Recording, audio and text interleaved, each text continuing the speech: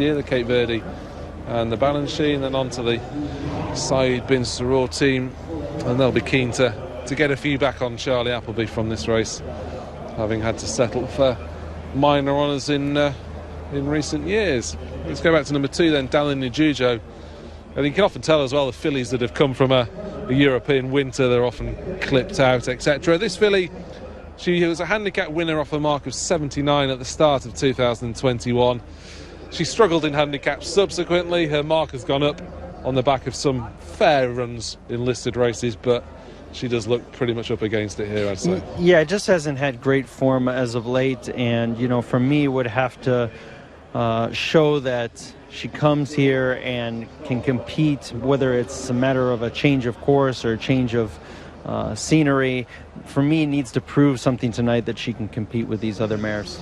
Yeah, I don't think she's good enough personally. Down under Bayo is one of the last 2 UAE Oaks winners to be in this lineup. Obviously there are no fillies only races on the dirt, which again is perhaps another area that the Dubai Racing Club ERA could look at if there was the need for such races. But she was back to form last time, or she'd been edging away back to form prior to winning at Jebel Ali last time, so it'd be interesting if this can prove to be a springboard for her. Yeah, I mean, that race at Jebel Ali last time was absolutely impressive. I mean, basically the jockey did not have to ask her for the last part of the race. I mean, did a lot of it in hand. Now takes on a different surface, has been on the turf once before, wasn't able to get a part of it, so they're going to revisit this again, I think, out of the necessity of just the limited options, right? So she's coming in good form, and they should get a good feel of where they're at. Yeah, she wasn't in any sort of form, I don't think, when she raced in the Balanchine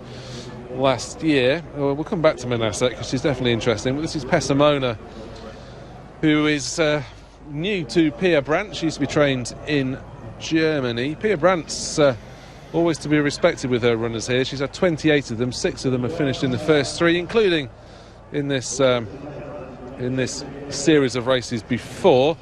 I think this is a stepping stone for her, though. All her form is better over further. Yeah, I mean, again, just a horse that's not in great form as of late. Trying to change scenery. They'll get their answer tonight. Looks like the horse at one point showed some quality. If it hadn't, they probably wouldn't be here. But again, a lot to prove tonight. This is Pevensey Bay, who is the mount of Olivier Pellier. She's fairly well found in the market. She represents a stable, as I said earlier, who had Nisreen finished second in the Cape Verde and Balanchine back in 2020.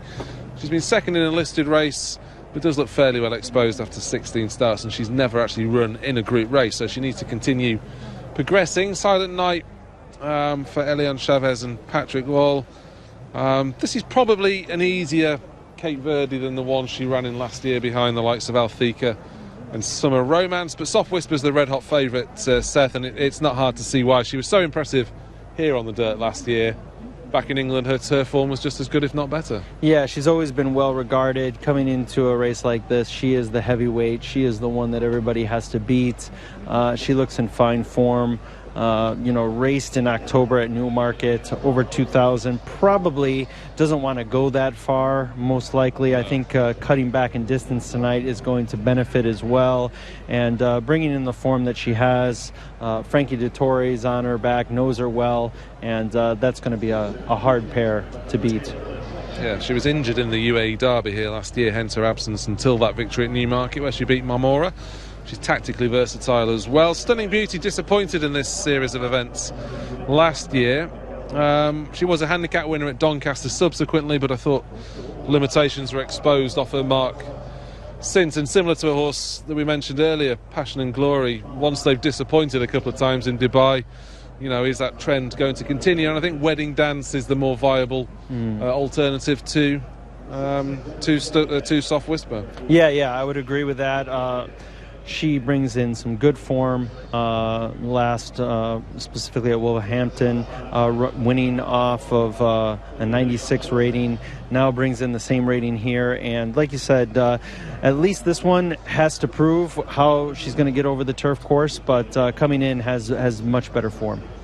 She looks a little bit keen on the way down. Another one of the Charlie Appleby contingent to wear that red hood that will be removed before she goes into the stalls.